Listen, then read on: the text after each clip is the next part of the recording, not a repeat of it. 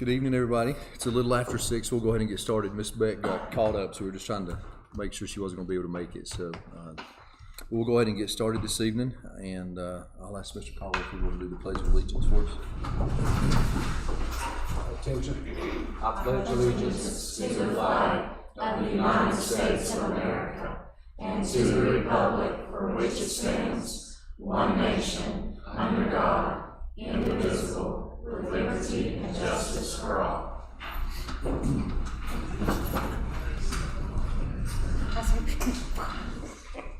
Ms. Crawford, would you mind to read the mission statement for Clay County Schools, please? Sure. The mission of Clay County Schools is to build high-quality learning environments that ensure all students learn at high levels. And the only announcement, well, two things, I guess. Our next regular board meeting will be June 27th here at 6 o'clock. And then before we do the approval for the agenda, I need to make a motion that, we amend the agenda to add in approval of closed session minutes at the very end when we come out of closed session. Okay. It's left off of there, so I just need to make that change to the agenda if you don't mind. I'll make a motion to approve the agenda as changed So we have to a include motion. that. Okay, so we have a motion from Ms. Crawford. Is there a second to that? I second. Mr. Caldwell seconds. All in favor? Thank you. And then Shelley said no public comment, right? Okay. There we go. So we'll start off with the superintendent's report and recognitions. I have lots of great things to share. It's been a busy time since our April meeting. I'm just going to share with you some things that we have coming up, some things that have gone on recently that we're super excited about and proud of. Of course, we started testing last week, and that's continuing at the high school this week. So there'll be reports next month about all of our end-of-year assessment data, but already there's been lots to celebrate, and so we look forward to sharing that with you guys next month. From the high school, they wanted to present the board with the copy of the yearbook, and so it's really nice, and this is normally kept in the superintendent office, and so it has been a blessing to me to be able to look at the old yearbooks, but that was presented to the board, and so I want to share that with you. This year it was dedicated to Christy Caruso, so that was an exciting moment for her to receive that. Speaking of Miss Caruso, on the day that we had to cancel school because of weather, she had scheduled for 9 of her students to take a CNA assessment, and that was the only date that that assessment could be given. And so instead of them taking advantage of their day off, they all came in and took their assessment, and all 9 passed, and so we now have 9 newly certified CNAs, and so I think that speaks volumes of their dedication and commitment to that. Mr. Wade Byers just completed his ASE certification, which Ms. Palmer, that's every 5 years, is that correct? And so he passed with flying colors, so kudos to Mr. Byers and Ms. Palmer and Mr. Overland for their leadership with that program as well. We've had some senior celebrations going on. Mr. Overland's going to share a little bit about that in a moment, but I'm going to highlight we had a great senior awards program. Alexis Dockery, one of our teachers, our band director, was awarded the Hugh Scott Beale Excellence in Teaching Award at the senior awards as well. And there was a great senior celebration that was held last week that was planned out by Blake McClure and part of our Gear Up program. And just yesterday was our senior baccalaureate service at Truett Church. I believe Zach Moss organized that, and it was a beautiful service for everyone who was able to attend. For the middle school, today we celebrated the 8th grade promotion ceremony, and so that was a very nice ceremony. The middle school's been working hard on bringing back some middle school traditions, so they had an 8th grade prom recently. They voted on their 8th grade superlatives. They're testing out a new hall pass system called Smart Pass to be able to try and manage some bathroom behaviors, and so I'm really eager to hear how they like that and how that's going. The elementary school, the primary school, and the middle school have all been collaborating for move-up transition activities this week, and there's been a lot of intentionality into that. And we've had the middle school student leadership team has come down to the elementary school, and talked with the kids, and then this week they'll be going up to the middle school to visit those classes, our 5th graders, and then all of our other kiddos will be moving up 1 grade level and getting to see those classes. There's also a 6th grade parent night coming up this Thursday night for anyone who has a student transitioning in 6th grade. Our 9th grade transition night was last month, I believe, so lots of transition activities. I'm really proud of our team for their intentionality and trying to plan meaningful transitions between grade levels and between the schools. Last Thursday, the primary school hosted Brag Night, which was a great way for the parents and families to come in and just get to see all that their kids have accomplished this year and to be able to brag on our students. It was a really exciting night, and there were snow cones, which was a great way to top off the evening. From a district perspective, last week, 2 weeks ago, we had Staff Appreciation Week. If you're on Facebook, I'm sure you saw all the celebrations we had going on.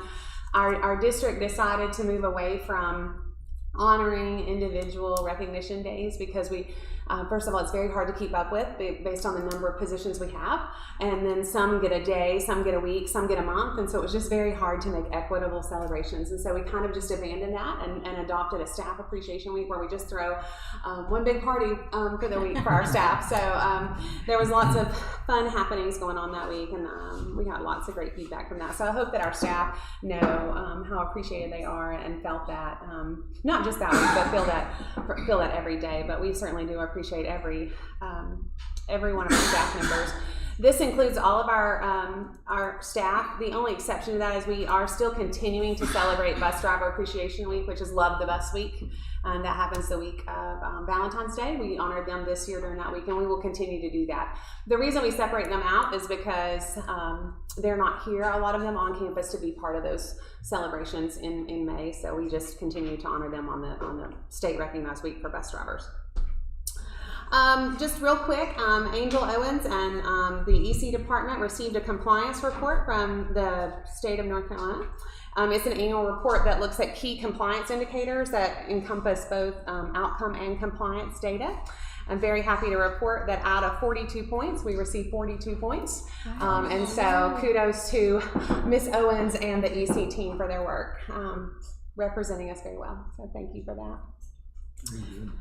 And last but not least, next week we will have an encore to our Staff Wellness Day, and so once the students go home for the summer, we're going to continue to participate in some staff wellness activities, so we'll be reporting to you on that next month.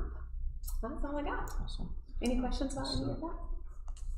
Busy time of the year, right? Yeah, it's busy. Yeah. I don't have any questions, but I want to comment on the staff appreciation that y'all did. I thought it was such a good way publicly to show people, because you don't realize the amount of people that work here, and it shows some faces and names, and I thought it was spectacular. So thank you all. I think it was just a good way to recognize Thank you. everyone. Well, every department and every position plays a very important part, and so I think just to recognize all the positions that it takes to make the world go round is important. So. Very good. Next we have Mr. Overland with the senior walk.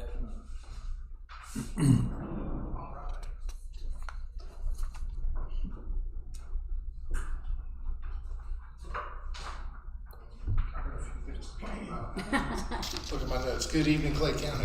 The second annual senior walk was about a week and a half ago on May 8th. I'm really happy and gratified that this event has already, just in 2 years, become so popular with the seniors and really with the entire campus community. When they do this, you can see the pride on the seniors' faces, and you can see the little ones looking up at them, just so impressed with them. And I think it really sets the expectation across the campus that, I'm going to do that someday. I'm going to be like those seniors, maybe 2 years from now or 10 years from now. I do want to give proper credit to Mrs. Jones, Bobby Jones, and her Project Management 2 class. These students stepped up and really led the organization and execution of the event. And they also made a video that I'd like to share with you now. I thought it was really cute though.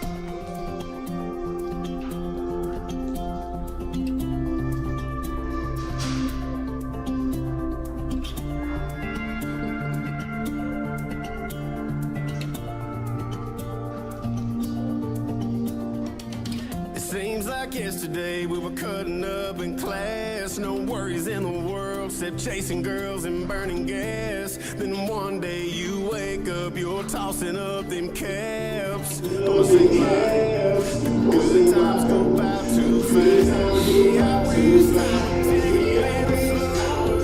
Sometimes it feels like I'm blinking little. There's so many words, better make it last. Lit it up while we can, cause the good times go by too fast. It feels like yesterday I would tell them to live in the moment. Feel what you're gonna feel and do what you want to do. I agree. went up in a flash. Don't it feel like the good times go by too fast? Yeah, I wish time would take a little slow. Enjoy every moment while you can. Life is short. Better soak it in, better make it last. Live it up while we can, cause the good times go by too fast.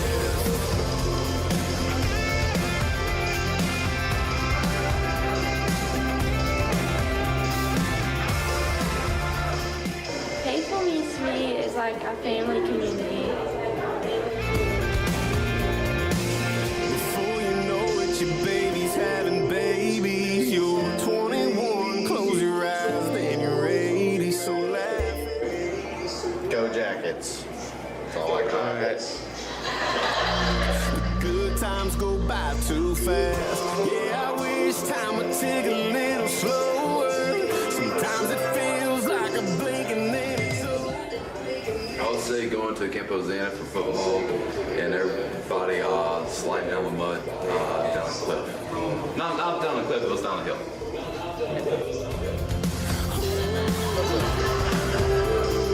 Good times go by too fast.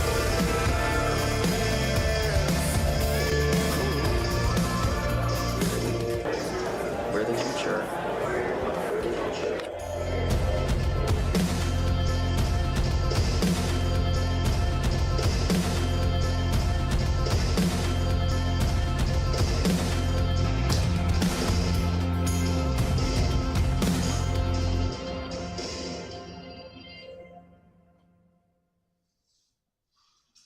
All right, thank you. So we'll be,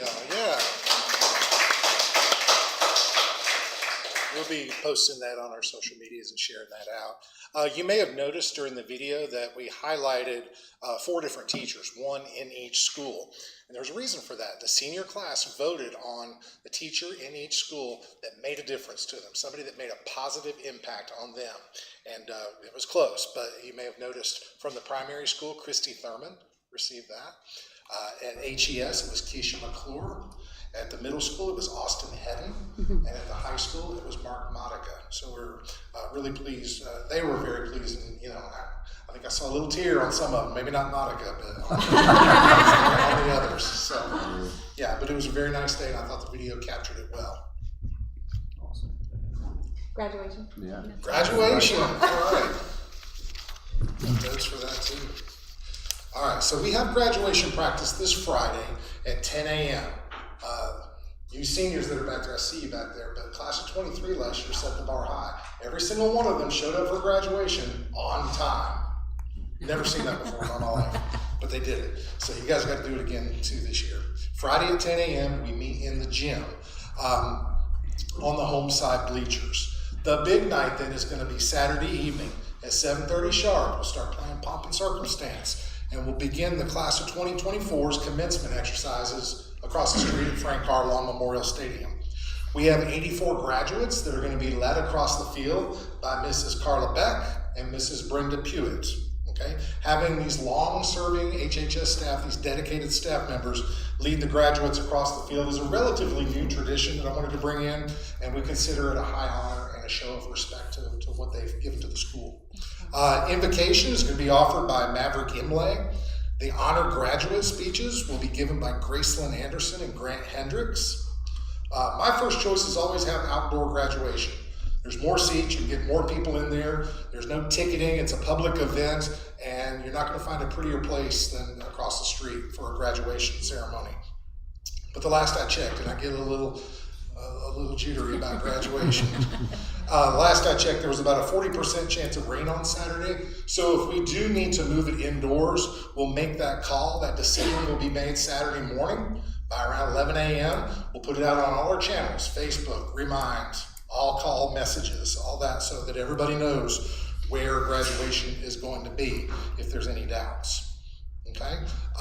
If we do have to move it inside, this is kind of our insurance policy. We made these up. I don't know where the cameras are.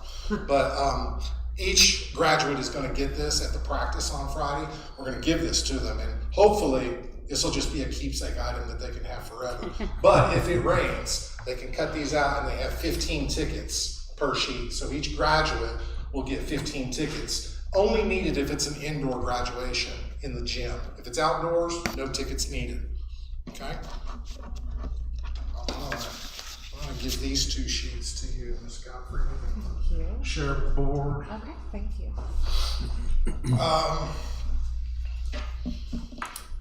So we're definitely having graduation Saturday night. Okay, it'll be either outdoors or indoors, but it's going to happen Saturday night.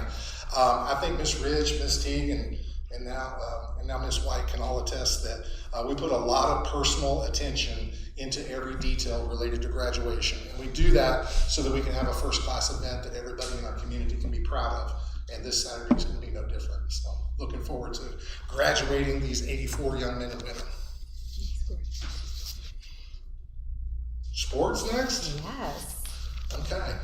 Ms. Thompson, you want to come on? Talk about your women's basketball players.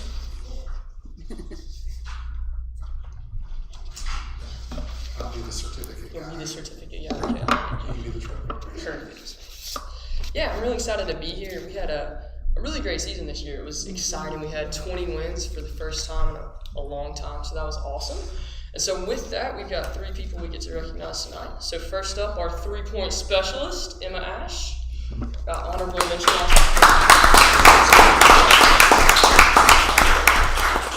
And then next, we have Ava Shook, who led our team in points, assists, and steals this year. She got all conference and 3rd team all district. So.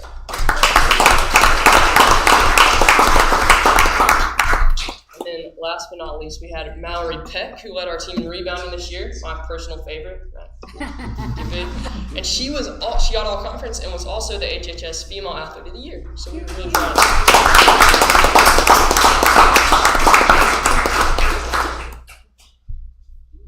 Photos. Yeah, pictures. Kind of get right in front of your shook there.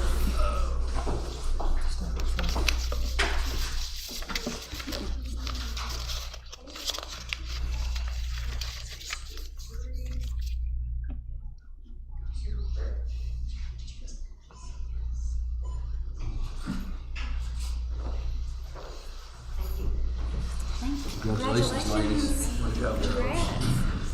We also had a men's basketball player who was named to All Smoky Mountain Conference honors. It was Isaac Chandler. Isaac cannot be here tonight because he's on a bus right now coming back from the state track meet. But we're really proud of him. Isaac had a great senior year. Real physical player. He always seemed to have a knack for being in the right spot on rebounds. And really proud of him. And just like Mallory was the female athlete of the year for the high school, Isaac was the male athlete of the year. So I think we should applaud him. Even and my last thing is the dispatch from the state track meet. They were getting on the bus at about 5 p.m. Called Coach Hensley to check in, and they were all done, loading up, coming home. The meet was scheduled for Saturday, but they had to reschedule it for weather to today on day 1 of high school testing. So no problems there. Flow like water, right? Hensley did want to share that we had 2 podium finishes. Taylor McClure was 2nd in the state in the shot put, and Ella Matheson was 3rd in the state in the triple jump. That's right. I think that's all I have. That's great. I think she's out there. Can you tell us?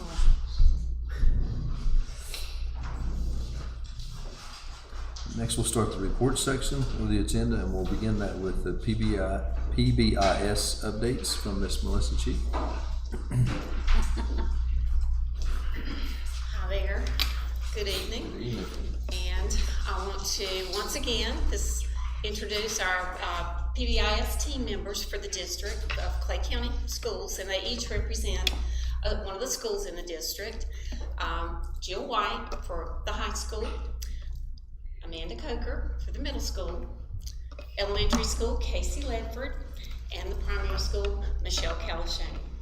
They've been a wonderful district team member. This is our 3rd year, and at the close of each school year we present everything that we've done throughout the year and sort of look at the next steps for the coming school year.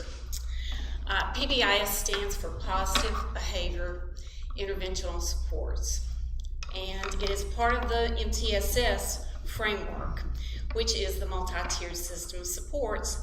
It targets our struggling students and provides supports that are both proactive and preventative. So with that being said, we'll take each slide and show you an overview of what we've done through the school year. We have a collaborative team approach that we maintain throughout each meeting and throughout the school year. We use our 4 R's team approach: redirect, reteach, reach out, and refer. That's the ultimate, at the very end, a referral if we have to. We reported all our staff and school leadership team meetings within our schools, and data review is used to support data-driven actions, which uses consistency, systems, processes, and procedures. Our ongoing goals are to strengthen our teaming structures, community partnerships, and family outreach.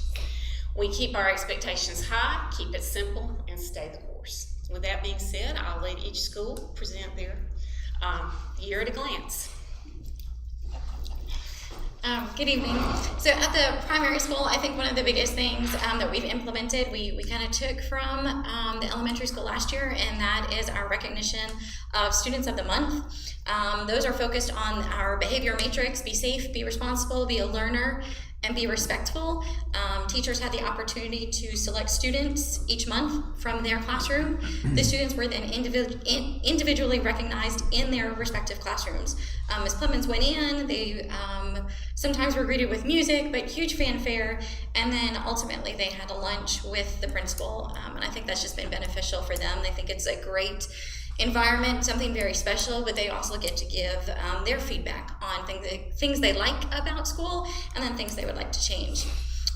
That development came from a wonderful PBIS team at the elementary school. It's representative of each team member, each grade level, and then for those grades that have multiple teams, they're on there, as well as our exploratory teachers. So it's a real collaborative effort to recognize what we can do to promote positive behaviors at the elementary school. We're struggling with behaviors down there, probably things that we haven't seen typically in our elementary age students. So what can we do to promote that? What changes do we need to make as adults to promote that positive behavior? Looking ahead at next year, we are going to be combining with the social emotional team and be the social emotional behavior team, recognizing that those two pieces truly are combined and make an impact. Working on our behavior matrix so that teachers are understanding why Tier 2 interventions are necessary and how to implement them more effectively. Create student jobs, and then continue our monthly updates to both our parents through the monthly newsletter, our staff, and then also in the faculty meetings. That's it.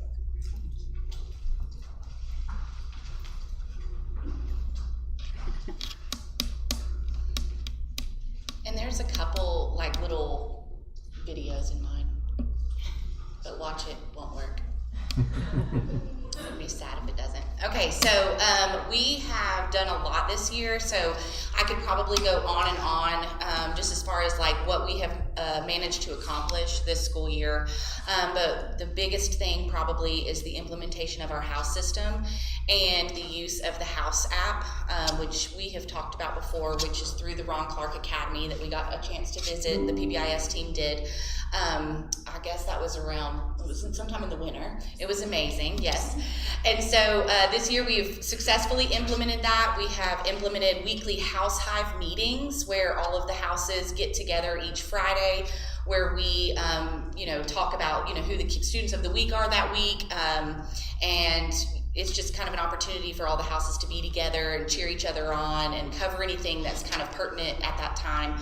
We've implemented quarterly house meetings where the houses break up and each meet as a house and just cover different things. We kind of worked on planning a school fundraiser where we all got to kind of vote and see where we wanted the money that we raised to go towards. So that was kind of one of the things that we covered in our house meetings. We hope to do a lot more of that next year. We've done quarterly house games. So each quarter we've had house games. We've got house games day after tomorrow, where we will then say who the house champion is of the year. And so we've got a big trophy made. We're really excited about that. And we've incorporated now with our Student of the Week that we started Student of the Week last year. It was just kind of based on like the teacher's discretion as far as like how they were choosing their students. But this year we chose to base the Student of the Week on character traits that were introduced each week through BBuzz. So we've done that, and we've also started using the claw machine in order to reward those students who were chosen for Student of the Week. So in the 2 videos at the top, you'll see that's on sorting day. So Adrian, if you don't mind maybe trying to see if it'll work.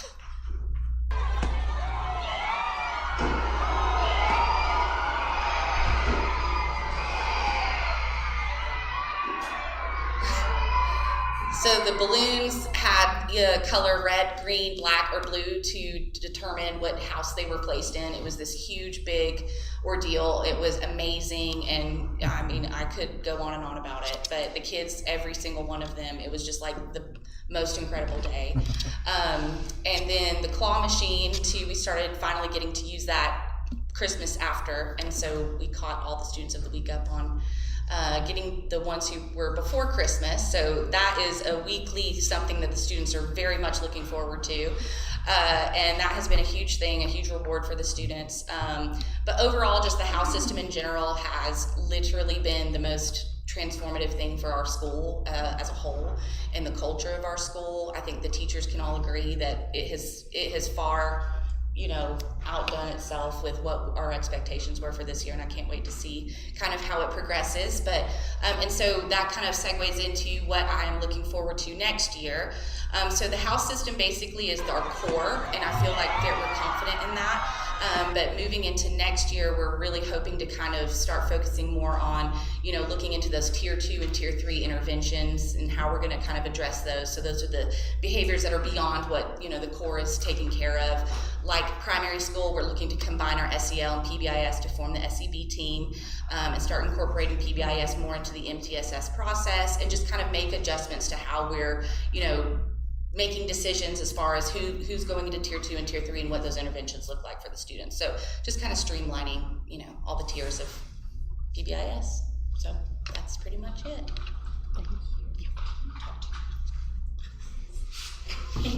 Oh yeah, that's another video, sorry. It's so cute. All right, so at Hazel Middle School, we have also recognized Students of the Month this year. They're called out in the morning of our morning announcements each month, and they get a little gift presented to them. We had school-wide anti-vaping presentations in the fall because that tends to be one of our more frequent office referrals that we see at the middle school. And so we had the NC State Mobile STEM Lab come to present to all of our students, and we also had REACH come out to present to all of our students as well. We implemented Tier 2 small group SEL lessons. So our student support specialist, Monica Wayman, met with small groups based on our data decision rules. And so those meetings with her were intensified based on student need or reduced just depending on how students responded to those small group SEL lessons. We increased our consequences for our top 3 behaviors that we were seeing. So that was physical altercations, bullying, and vaping. We did that along with parents, teachers, and our student leadership team. We are also implementing a hall pass, smart pass for our students to use to go to the restroom or to request to go to the office. That is something where we can set parameters, so we can, if we have students who tend to meet up in the bathrooms for vaping, or if they tend to get into physical altercations, we can set parameters and determine who they can, if they cannot go to the bathroom with certain people, they'll get an alert and they'll not be able to go to the bathroom with that person. And so we're really excited about that. We're going to continue to modify consequences on the office managed behavior matrix. We are going to ask for feedback from our school improvement team on the Smart Pass implementation, and then we'll determine if we're going to purchase that for next year. And then we'll always work to strengthen our core and our Tier 2 interventions.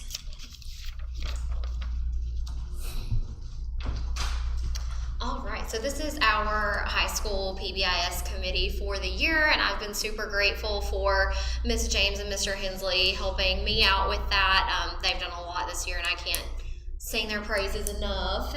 Sorry, my slides were short, but I have more of them. So something that we really did, we started under Ms. Teague's direction last year, our Jackets Top 10 recognition. It's essentially Student of the Month, but we felt like we couldn't call it Student of the Month for high school students. So that's essentially what that is. We recognize 10 students each month. What we sort of noticed with some self-reflection is that we were having these luncheons for students, which were wonderful, but they would typically come in, grab lunch, and then go to the cafeteria to hang out with their friends. So we really put our heads together to think about how we could be a little bit more intentional about that. And so we moved to having that during win time. And what we actually did was pull the group all together using our Edficiency platform that we use to schedule for win time. And we essentially made it an opportunity where they could give feedback on the school. That was something that we realized during our accreditation process at the beginning of the semester, that we needed to have more opportunities to leverage student voices. I tried to send out a Google form either the morning of or the day before, just to kind of get their brains flowing on the questions that they would be asked, and that way if some of them didn't necessarily feel comfortable about speaking up, that they could still have an opportunity to give their feedback. We've been really, really grateful to have Ms. Godfrey present at some of those. I know students have really appreciated that. She's kind of hiding away in there across from the banner, but I think that was really meaningful to them. Another positive thing to report out on, we do see more teachers utilizing Educator's Handbook. Educator's Handbook. That is our discipline platform. It allows us to track data and just make sure that we are following the district PBIS matrix with fidelity, because we always want to improve in terms of that. And something that I've been really, really happy with this year is that even though we don't have students formally involved in the PBIS committee, they have been more involved this year in pockets. We've had a lot of them working to create our advisory time videos on Wednesdays, because that's when we do our PBIS instruction. And it hasn't just been individual students. We've had different teams or clubs create that content for their peers, and that's been really meaningful. Okay. And then moving forward, we always want to promote Educator's Handbook because, again, data-driven decisions are incredibly important with PBIS and any of the rest of the MTSS framework. We also hope to, like MTSS, like the academic portion of it, tier our students in terms of behavior. Next year, one thing that we do recognize that could be a bit of a challenge at the high school, in terms of behavior, we don't necessarily see a perfect MTSS triangle like we do with academics. A lot of times we have students, we had 94% of our students met behavior expectations last semester. They had no office referrals. We don't see a lot of tier 2 behaviors. Really, if kids are not meeting expectations, it's really a jump to tier 3. So that's going to be something that we kind of have to think through how we're going to tier and how we will be able to intervene to support those students. Specifically, something that I'm going to work on, a lot of our students who have those tier 3 behaviors receive supports, more intense supports through EC services or PRC 29 services, which is a program specific for our EC students.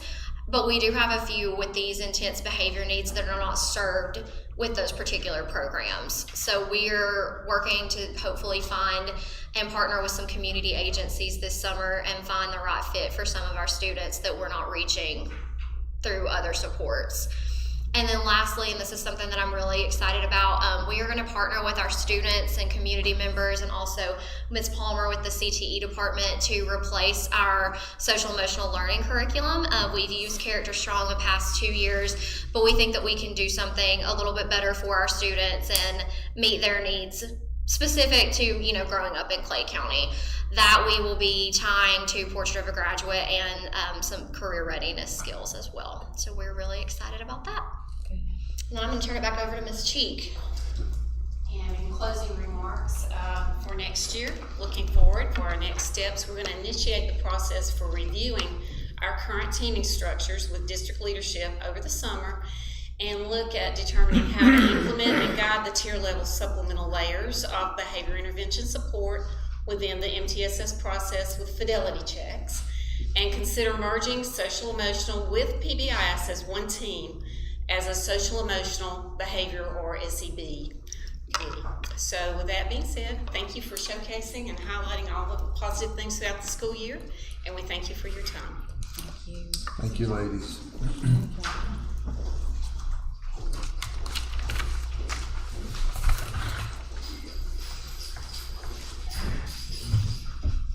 Next we have our CTE interns, Ms. Ravonda Palmer.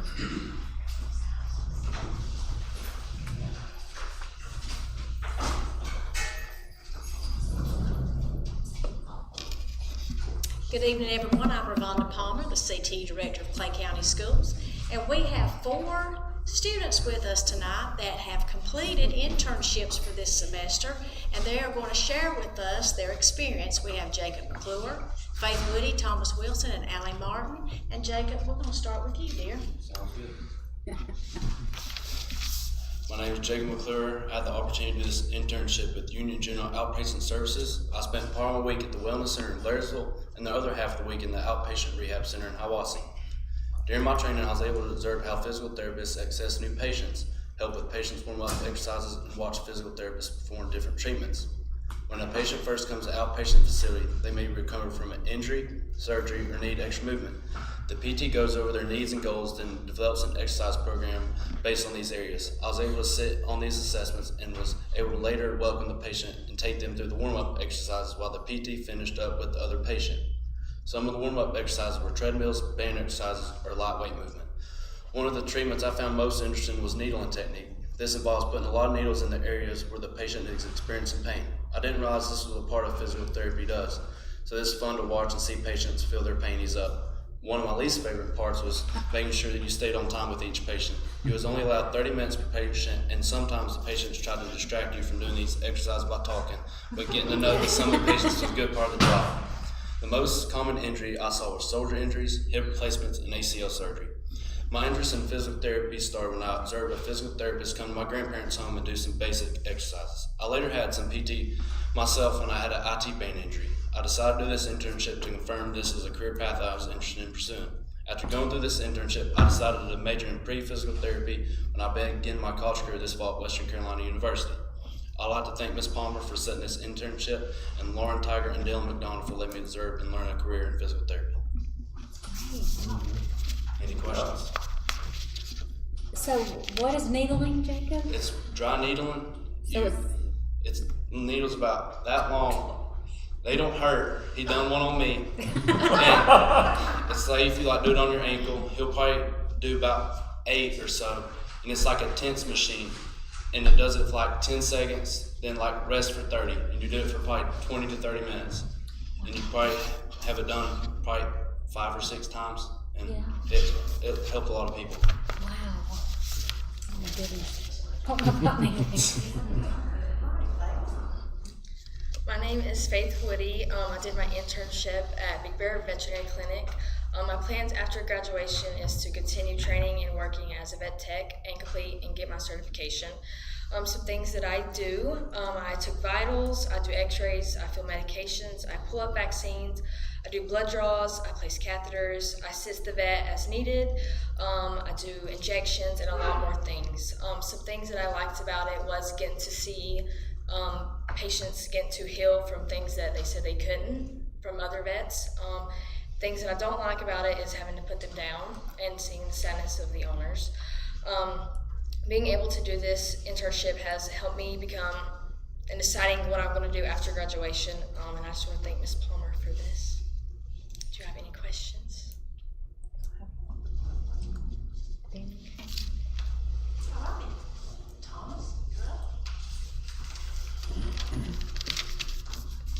My name is Thomas Wilson. I did my internship with the Hinton Center.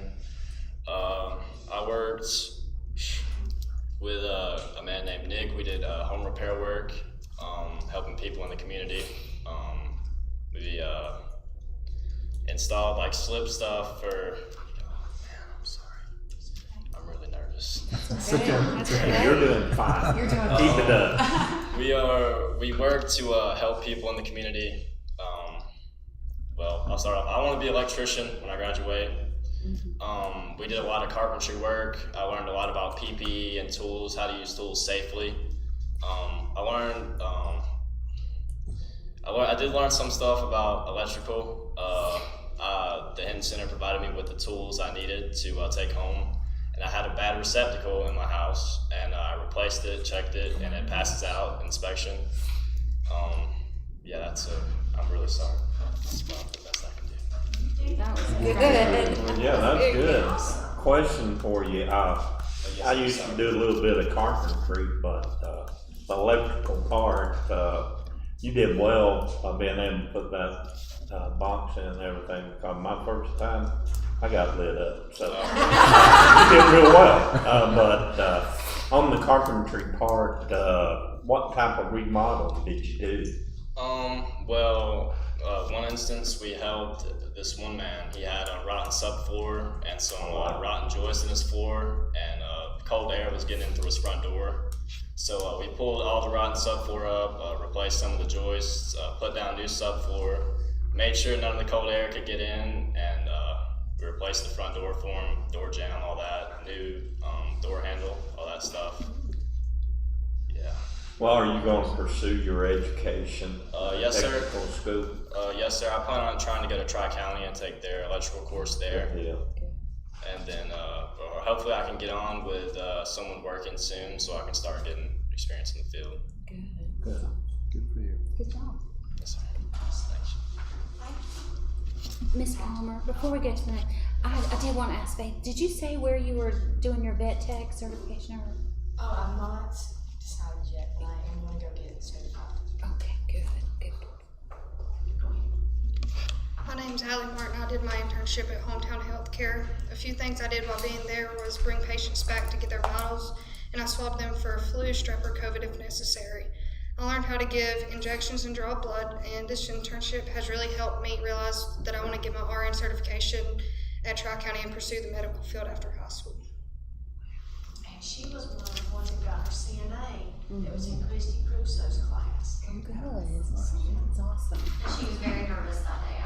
They all worked really hard.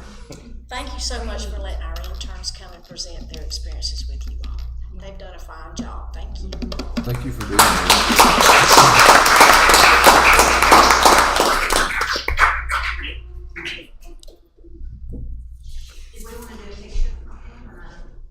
Whatever we did. Yeah, let's get a picture before they go.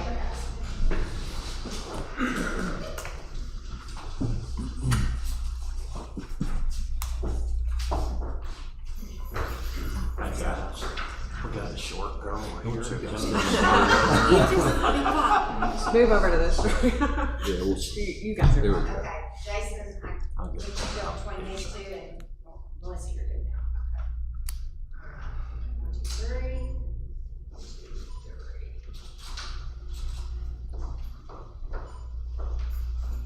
Nice job, Thank folks. you. Good job. Congratulations. You did good. I love that. I love hearing about their experiences. Internships is such a good, it's a good thing. So thank you, Ms. Palmer, for doing that. Next, we have a notice of settlement.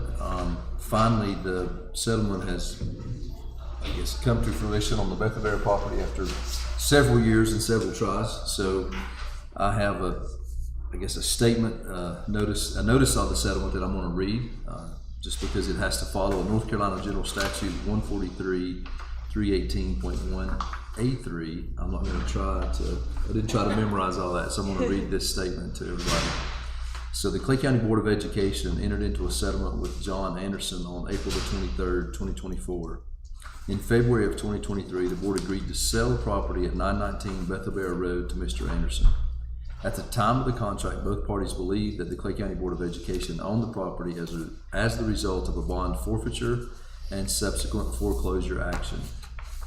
The board learned of title issues after executing that contract and began attempting to fix those issues. Ultimately determined that it was in the board's best interest to redo the foreclosure auction. Mr. Anderson incurred expenses due to his initial contract with the board, and Mr. Anderson agreed to waive all claims against the board, release the board from the original contract, and to open the bidding at the April 23rd, 2024 foreclosure auction at $58,500. And in exchange, the board agreed to compensate him in the amount of $1,500. So that was the settlement that was reached with Mr. Anderson with the foreclosure property on Bethelbara Road. So that is finally done and in the books and should be all taken care of. So thank y'all. The next we'll move into the action section of the agenda and start with Ms. Godfrey and the interlocal agreement for the Hayesville Intermediate School. So I have a quick presentation to share with you about the Hayesville Intermediate School, and through this presentation I'll kind of cover all three action items related to Hayesville Intermediate School. So just to bring everybody up to speed, we did our bid opening on March 1st, 2024 for Hayesville Intermediate School, and we only received 2 bids. So because of that, we had to put it back out to bid for an additional 10 days. And so we did our second bid opening on March 15th, 2024. We still only had 2 bids, but at that point we were able to go ahead and proceed with opening those. At our March 25th board meeting, we did an intent to award with Wells & West, as they were our low bidder by about $4 million. And since that time, really, from March the 26th, the day after we declared that intent to award, up until Thursday of last week, we've been involved in value engineering negotiations, and so talk a little bit about that in a moment. Our hope is that today we will approve the contract to officially go under contract with Wells & West.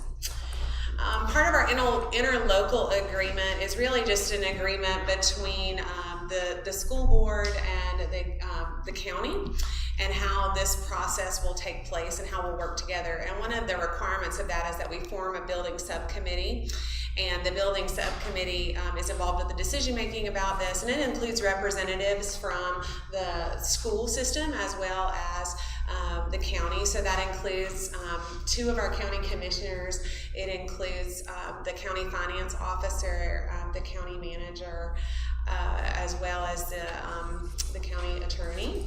And on the school side, it's included our principals, Dr. Shook, myself, Shelley Hollingsworth as our CFO, Adrian from Technology and Safety, and Stephen Lombers from Maintenance. Did I get everybody? That's it. Yeah. Okay. And so during this process, we've met multiple times since this project has been in design phasing, but during this process we have met 3 times. One was after the bid opening to determine how to proceed. That's when we went with the intent to award, and then we did that again twice during the negotiation phase, and then the subcommittee did approve the contract and made the recommendation to present that to the Board of Ed today. So that's the building subcommittee's role in this process, is they kind of approve everything before it goes to the board level. So just to kind of let everybody kind of know where we are, when we initially started planning for this, the plan was to build a 3A school.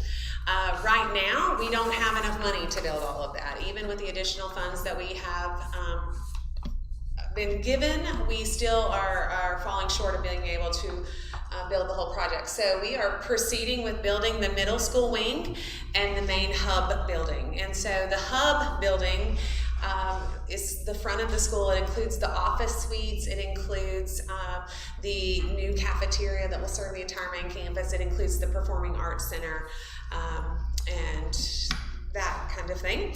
And then we have the middle school wing, of course, that will hold 6-8. The only thing we're missing is that 3-5 wing. We needed about an additional $10 million. So if you guys know anyone that might like to help us with that, we'd love to build the whole thing right now. But we are, so right now the scope of the project has been modified to only include the main hub building and the middle school wing at this time. So just a kind of timeline of review, we were initially awarded $32 million in 21-22, an additional $8 million in 22-23, and $12 million this year, which gives us a total of $52 million for this project. As of right now, we have been able to negotiate down $365,831 for value engineering negotiations. We expect that to increase. The reason that we're kind of at a standstill with that is we have one of our biggest cost savings that we want to pursue is a change to the stormwater system that they had initially put into the plan. It's about a $350,000 plan for stormwater, and we would like to utilize our current retention pond and make some modifications to that, which will be a much cheaper option. If we can do that, we're going to save a significant amount of money. However, we have to get the engineer's approval on that, and that's a slow process. So we'd like to go ahead and go under contract, and then once we get the engineer's approval of that, then we would do a change order, which would be to a credit to us. So we expect that $365,000 to go up, but as of right now, we have brought the price down about $365,000. So the contract that we are presenting tonight is for $45 million. Just a little over $45 million. So you may say, well, you have $52 million, so where is the rest of that money going? So that's the next slide. And so basically you can see at the top, you will be able to see that's the gross maximum price is that $45 million. The rest of the about $7 million, $6.9 million, is all owner fees. And so in this, there's certain testing, surveys, commissioning that has to be done. This is the owner's responsibility. That's an estimated $450,000. FFE is our furniture and IT equipment. That's estimated at $1.8 million. Our design fees, our architectural fees are initially were $1.8 million. There's an additional $42,000 in design fees. I'll talk about that in just a minute. And then we have owner contingency. And so that's for anything that comes up that we have to address in order to be able to proceed with the building project as planned. One of those that we've run into already is the auditorium. It's the first part of this project is for the auditorium to be demolished. It has asbestos, so we have to be able to provide a certificate that has been remedied. And so that is about $45,000 to have that done, which is painful given that we're getting ready to tear it down, but that'll come out of that owner contingency. So we have about a 5% buffer for any unexpected costs that come up. And so when you put all that together, that's where our $52 million comes in. So our timeline, we had initially put into our bid that we wanted to be able to complete this project in 2 years. However, after feedback from the bidders, they said if you want it done in 2 years, you're going to be paying a lot more money because of the labor that's going to be required to complete it in 2 years. We also need to be mindful that a lot of our finishing touches, like the parking lots and things like that, will have to be done strategically with weather and certain temperatures. And so that has now been extended to 944 days is what's written in the contract, with a $500 per day penalty for not completing in that timeline. So that's roughly 2.5 years. So we're looking at this building opening in January of 2027. So, just a little bit about the project. This is, board members, this is very difficult to see on yours, so you might want to look at the screen, but that just shows the layout of the of where the new building is going to go. The far left gray box is the rock gym. The parking lot that's just above it is where the middle school currently sits. So where the middle school, one of the last things that will happen is the current middle school will be demolished, and that will become the parking lot for the new building. And so that corner right there, that parking lot, is the entrance to the new building. So that big white box in the center, that's the hub that'll have the cafeteria, the office suites, and the performing arts center with the middle school wing right behind it. That big white space to the left of where you see Adrian's arrow, that is where the 3-5 wing was planned. And so it shall be. We'll just save it for later, I guess. You can see just in front of the hub, you'll see the central office building. That's staying the same as it is now. And you'll also see next to that is the middle school gym, also staying where it is. Right behind the middle school gym will be our bus loop. So it'll have to be modified a bit because now it's not as big as we initially planned. We'd initially planned to take the space where the pods are, but right now we're not going to be able to demo the pods because we're going to need that for elementary space that we had originally hoped would be in the new building. But since it's not, the pods are not going away, which makes our bus parking smaller, which is going to create some challenges, but we'll cross that bridge when we get there. Of course, you can see the high school to the far side of that diagram, and then the elementary school in the back of the diagram. So that's just kind of lets you know where the building is situated. The rest of the pictures are just kind of renderings from our architect as to what this building will look like. This was exciting for me, so I wanted to share it with you. This is kind of between the hub and the middle school wing. It'll just be a courtyard for the kids with a basketball court and some green space for them when they take breaks. This is the front hallway that's going to be in the hub leading to the cafeteria, I believe. There's the new auditorium. Super excited about that. With very comfortable chairs, might I add. So, that is a rendering of the media center and what it is expected to look like. And what I really love about the media center is you'll notice on the back wall there's like some small rooms that are, for students who are working in groups or making presentations to have a quiet space to work. Cafeteria. This is just a common space for the kids, or it could be used for project work or whatever the case may be. That's the car line side of the building. And that's it. So that's kind of just some updates on the project.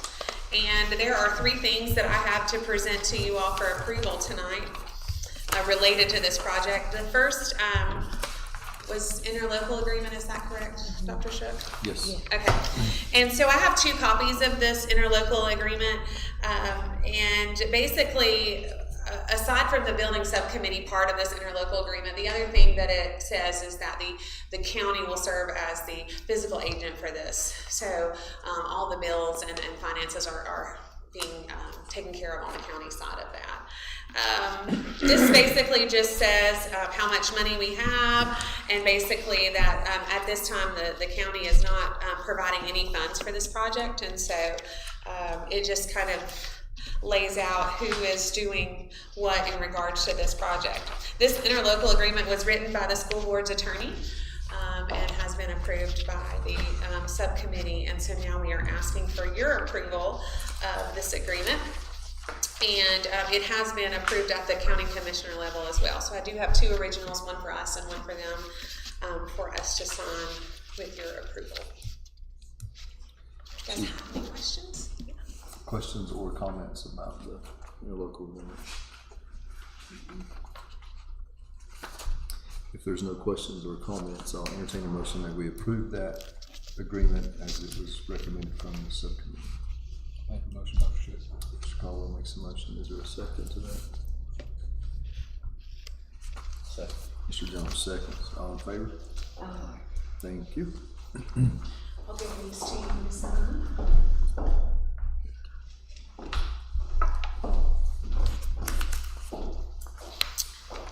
The next thing on the agenda as it relates to the intermediate school is that when they initially did the civil drawings, which is what is required, from what I understand, is required for accurate pricing on the contract side, those civil drawings were done to include the 3-5 wing.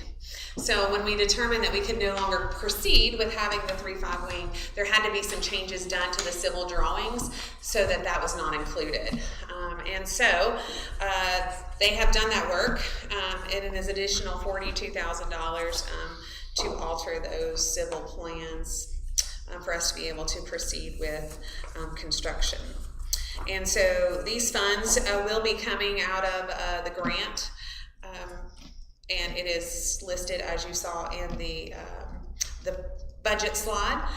So we've already budgeted for these funds, but because it is over $30,000, I wanted to present it to the board for approval. It is outside the scope of what we initially planned for. So you've heard the recommendation for the approval of $42,135 for the design fees and changes to the scope of the project that have to be approved before. So is there a motion that we approve those?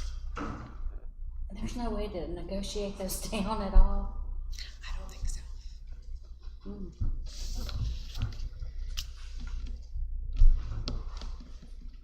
I think it is my opinion that the work that had to do, it was quite intensive once we took off that wing. Because the site prep work then changes, the demo plan changes. There were a lot of things about the overall scope that changed as a result of not being able to include that 3-5 wing. So I imagine that price is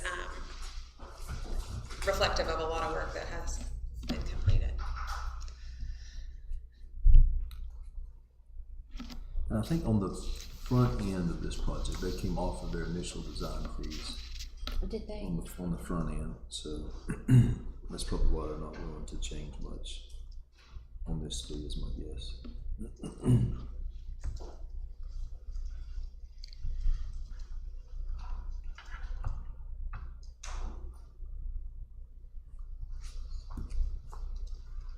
Any other questions or comments?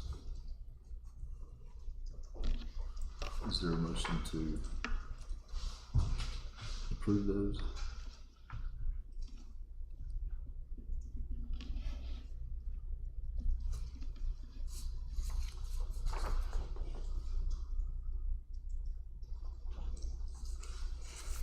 It's just a lot of money. It's a lot of money. We were talking about that. I mean, it's like every time you turn around, it's 40,000 for this and 40,000 for that. I mean, every time something is, I hate to say changed or modified, but it's just. And that will come out of our contingency fund? So it's actually if you, Adrian might be able to look over that. It's its own line item. I see that, okay. So it does not actually come out of contingency. So it's its own line item, okay. Comes out of the overall grant fund. Yes.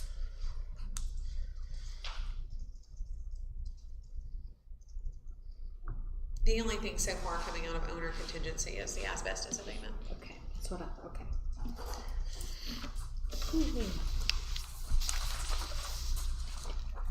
We did save $365,000 though. Yeah, that's true. Value engineering. And just while we're talking about that, the value engineering, when you're wondering what we might have saved money on, it's been little things that have added up to be quite a lot of money. We did suspended ceilings instead of solid ceilings, those types of things. And there were some things they suggested that we didn't take. They wanted us to go to one level of drywall. And that's how the primary school is built. And there's issues with noise between classrooms. And so we rejected that. And so, we've gone through the process with the building subcommittee of what are we willing to accept and what are we not. And, So.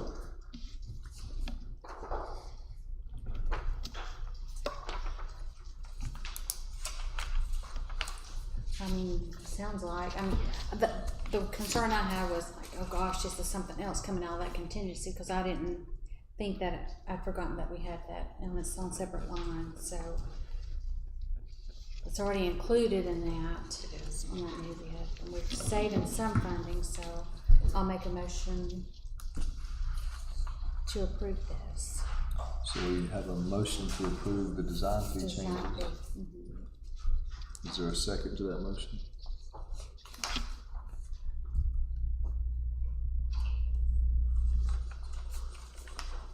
I'll second. Just call those seconds. All in favor? Okay, so the last thing I have is the actual contract with Wells and West. I've already hit the highlights of this contract. This has been completed by our board's attorney, and primarily the big things in here are the amount of money that we are under contract for, the timeline, and then the liquidated damages for any amount of time they go beyond that. And Mr. Schwartz's office has advised that there be a motion made that this is approved pending legal review. So that if there's minor changes that need to be made, that they can be made without them having to go back to the board for approval. Of course, any significant changes would go back before the board.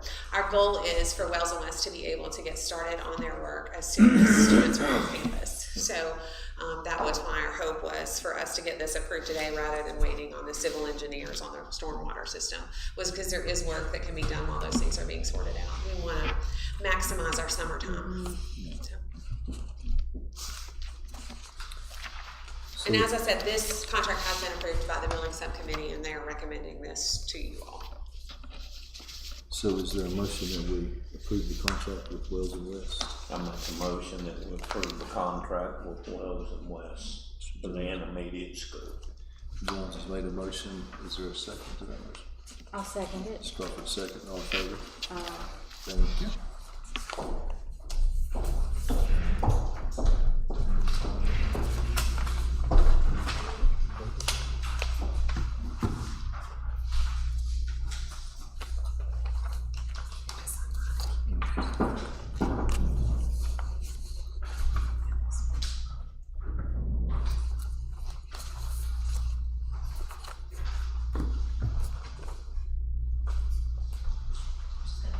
Just come on, Judy. Just go on. We'll be ready in just a Thank minute.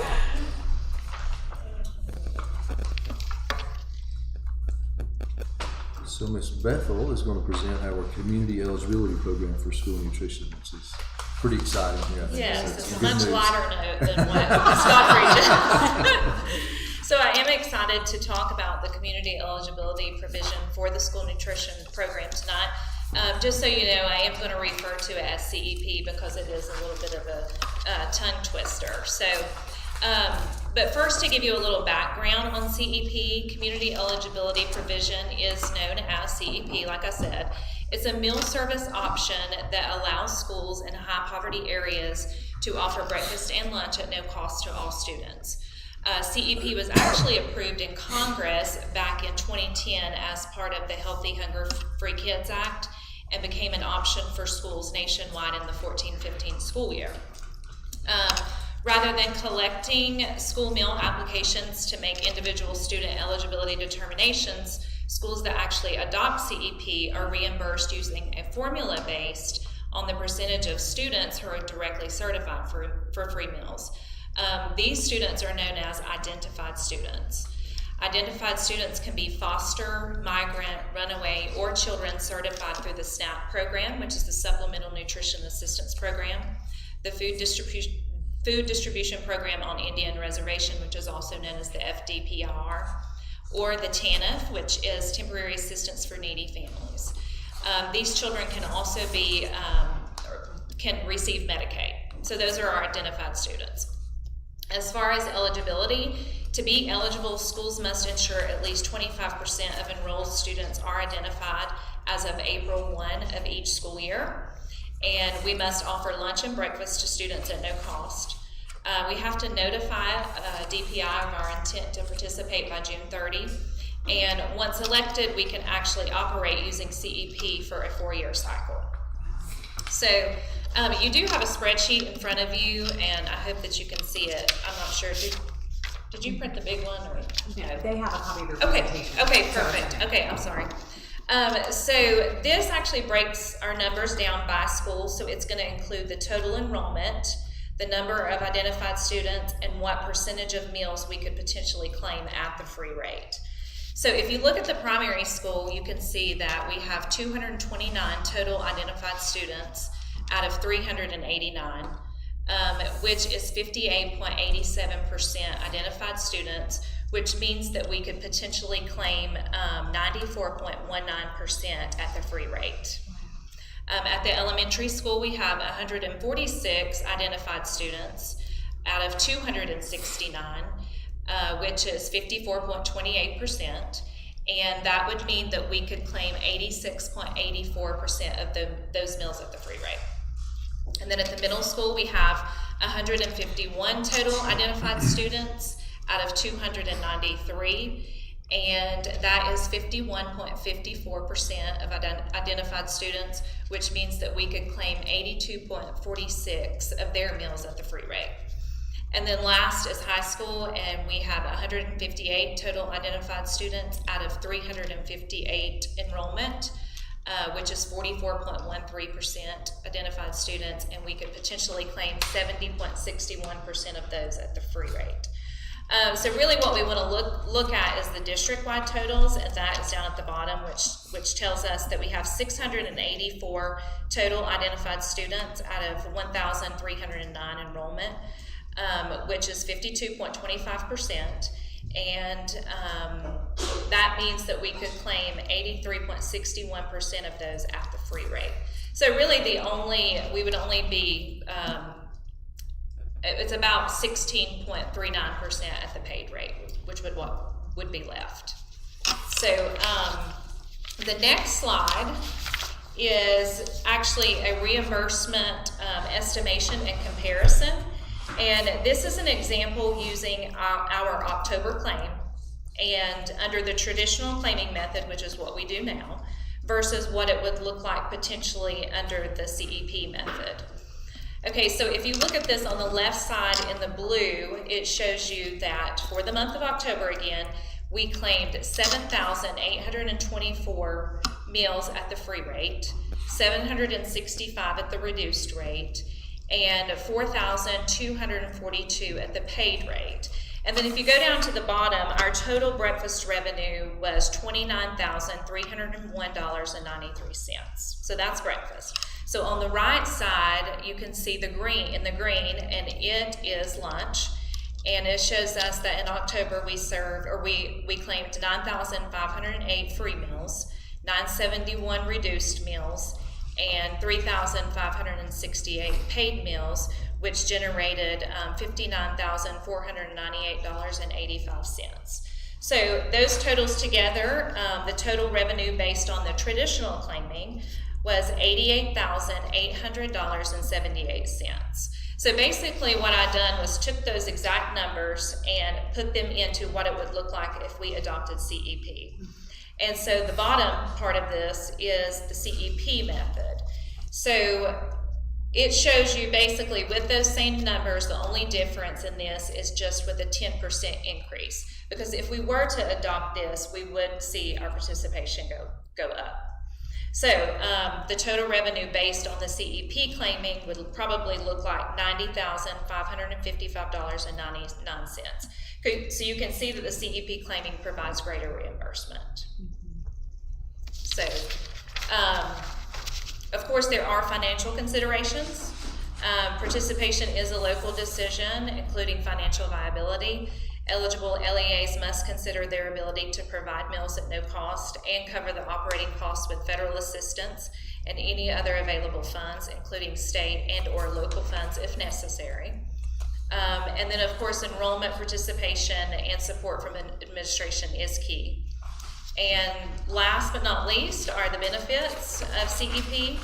It increases access to school meals at no cost to students. It increases participation. It improves learning environment and eliminates social stigma. It also eliminates the paperwork for households and the fact that there would be no meal charges. And last, it eases administrative burden and improves program efficiency as well as eliminates meal balances. So, I mean, there's lots of benefits, yeah. But I know that's a lot of information to take in and kind of wrap your head around, but do y'all have questions for me?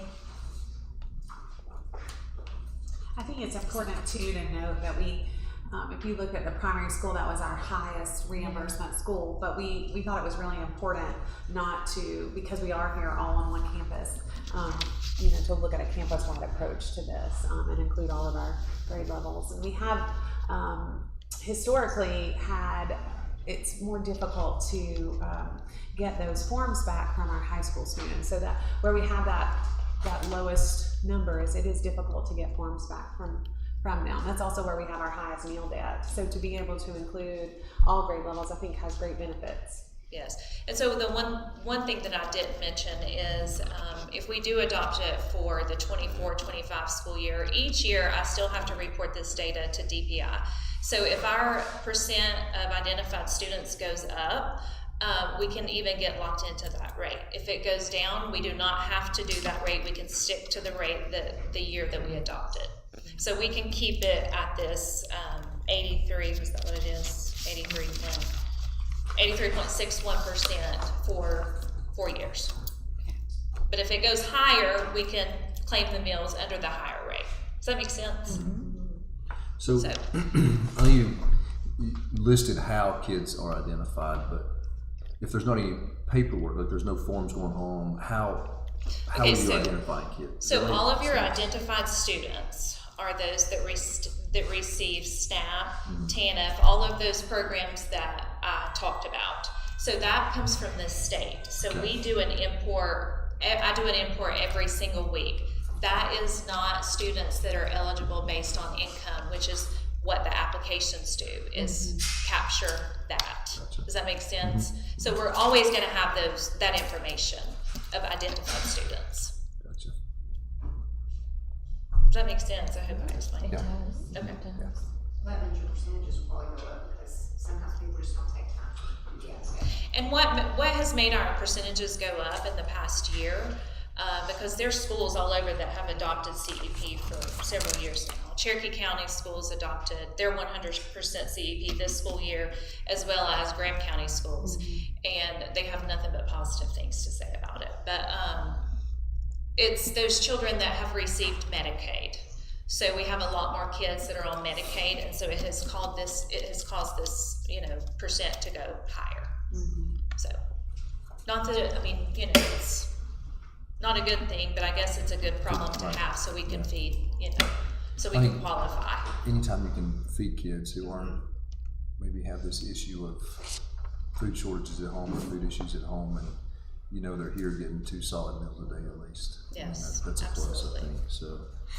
And I love that it, like in the benefits, where it's talking about it eliminates, that social stigma for some of those kids, and just being able to feed everyone a good breakfast and a good lunch. And it goes back to the 2 meals per day. Yeah, and I know during, a lot of students that need this. Well, during COVID, when we were feeding everyone for free, our participation was really high. So it really does make a difference. And I think just we all know the price of groceries. It's crazy. So I really feel like this will be a blessing to our families as well. Yes. As they try to feed their kids. And under CEP, it looks like all of our expenses are covered. It will be at a higher rate. Yeah, and I don't know if Ms. Hollingsworth wants to chime in on the financial, but considerations or anything like that. But I think it's a win-win all the way around. Ms. Bethel, if I may, yes. In a 4-year cycle, is that like it's done for 4 years if we approve it tonight, or is that like we have to every year revisit? Nope, it's done for 4 years. Yes. And I just want to say that Jenny's worked really hard at looking at this from every angle and making sure she sat with Shelly and I to make sure that we were covering all our bases to make, because there are some what ifs in this scenario. And she was conservative in that 10% increase. If it were to be more than that, then obviously the CEP number would go up. So there's still potential for these numbers to be even greater. But she's also thought about, the what ifs and navigating all of those. And so I feel like there's a really solid plan in place with this consideration. And it seems like historically, or maybe not, if you look at that primary, that just seems like that number would continue, don't you think? So, I think it's just a good way to cover it over the next 4 years. I think this is a push for universal school meals. So I think the more schools throughout the states that adopt this, we'll eventually, hopefully, have universal free meals for all. So, any more questions? Any other questions or comments from the speaker? You've heard the presentation now on CEP, so is there a motion that we adopt CEP? Motion. Let's go for it. Dan's got a motion, Mr. Caldwell seconds, all in favor? Aye. Thank you. Thank you. We appreciate your work on that. Thank you, John. I said, feed the children. That's no Next, brainer. yeah. Next we have Ms. Hollingsworth with budget movements and the audit contracts.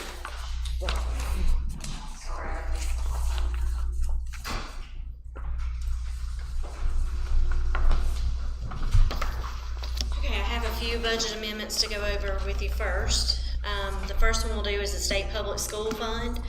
We need to budget an additional $25,142. This includes our summer reading camp allotment for the upcoming summer programming. That was $26,435. You will see that I highlighted some ABC transfers for you, and this is where you've seen these before, where we have flexibility to move funds from certain allotments within the state fund that are more restricted over to our less restricted small schools money. So those are reflected there for you. So it's a total of $67,000 going into our small schools fund. And then an adjustment for $1,293 there. That's for the teacher assistant tuition reimbursement program. DPI did have to adjust that allotment. They had made some mistakes and give some school systems too much and some school systems not enough. So we fell into the school system that got just a little too much. So they took $1,293 from us. Do we have any questions on that? No. Any questions or comments on the state public school fund? Did you talk about number 5? Yeah, those are the ABC transfers. Yes, from small to small schools monies. Oh, it's just between funds. Yeah, there's Okay. two different funds that make up that $67,000. Okay. The capital outlay fund, we've had a lot going on there. We have had to use a great deal of the repair and renovation monies through the lottery fund, and we also have an ADM fund request. So I'll just go through them real quick. The ADM funds was for the middle school fields that are at the rec park, $11,510. We did go in halves with the county on some work that needed to be done there. So since they were providing the match for those funds, we were able to pull those funds down. And they're a little more lenient on using those funds in that manner than the R&R funds. We strictly have to use those for instructional facilities. For R&R funds, we have the air compressor at the high school. That was $3,915.50. The gym floor, $32,000, which these are some you've already seen and approved these contracts. The HES Media Center windows, that was $44,616.28. The primary school for wall protection down those hallways so we can avoid painting those every year from, because that's high traffic areas with little hands down on the bottom. So that's $10,479.88. The main cafeteria, we will be installing mini splits over the summer as a fix to that area. I know, we looked at several different options there because of having to destroy, demo that building in the coming years. But that'll be a way that we can put those mini splits in and then repurpose those somewhere else when we get ready to demo. The upstairs and downstairs mini splits at the high school, $15,223.17. Vocational central air handler shaft replacement. We are having issues and have been having issues for a couple of months with our air on the end of the building where the finance office, Angel's office on that end of the building. So there's some parts that were needed for that. $3,861.63. And then the primary school, the data room had to have a mini split installed there to keep that room cool. That was another $4,483. And that comes to a total of $147,446.56 that we are adding to the capital outlay fund for use. Mm-hmm. That was a lot. Yeah. And Yeah. has the any of this work already begun, or is this more so in the summer? Some of it's in progress. A lot of this is for It's the summer. summer. That's what I We have thought. either already, if you've already approved those contracts, we have already gone through the process of initiating that process so they can come in and get started as soon as school's out. I think that the middle school field improvements is complete. Yes, that is complete. And maybe the rest of yes. I think so. I think the rest of them is on that topic. Okay. Okay, the next one's for the child nutrition program. Each year, we do have some payments that are made out of other funding on the behalf of the child nutrition program, and we have to budget those in the child nutrition funds, even though those are not funds that we actually expense there. When we get ready to do the audit, they have to do what's called journal entries to make sure that we record those as interfund transfers, so we have to make sure those are budgeted. That's $142,500 that we need to budget in the child nutrition fund. Okay, and the next one is Special Revenue Fund, which is Fund 8, an additional $37,712.53. This is for an additional fourth round of the USDA Supply Chain Assistance Funds. That's $35,569. And then we needed to do a transfer to balance the budget and to close out Gear Up 1.0. We need to go ahead and get that one closed out. So that's a transfer of $2,143.53 for a total of $37,712.53 in increased expenditures.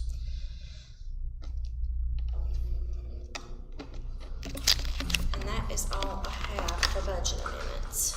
Any questions or comments about the budget amendments?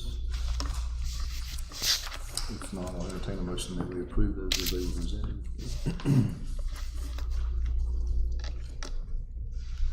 I'll make a motion to approve those. Ms. Crawford has a motion. Is there a second? Mr. Caldwell seconds. All in favor? Thank you. Next, we have the audit contract for 23-24. And I actually put that in the board folder for you all to review.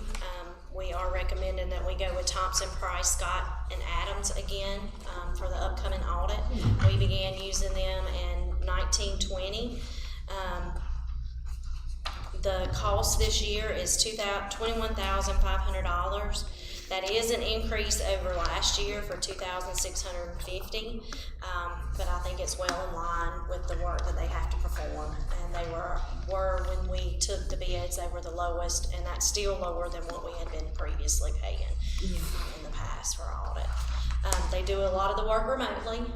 In some ways, that's very good, and it past couple of years has gone really well. So yeah. Very good. Any questions or comments about the audit contract? No, I mean, she answered mine about the increase, but that was it. So is there a motion that we approve the contract of Thompson, Price, Scott, and Adams?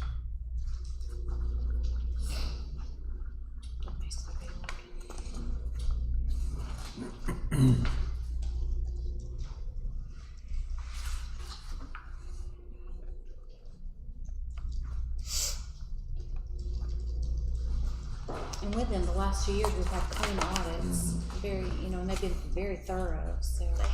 It's been really good. And just because they're not here on site doesn't mean we don't still have to pull all the things and upload it and send it, and that they're not reviewing it. Yeah. It just cuts down on all the travel.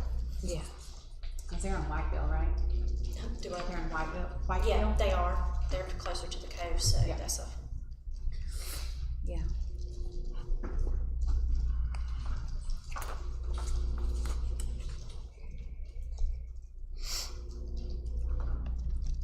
Is there a motion? Still looking.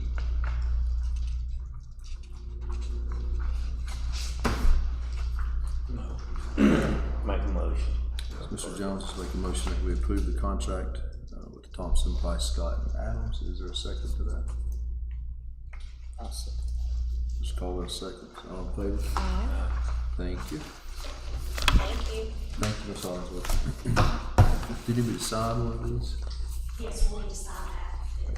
I can get it from the closed session, Okay. before you start closed session. Okay.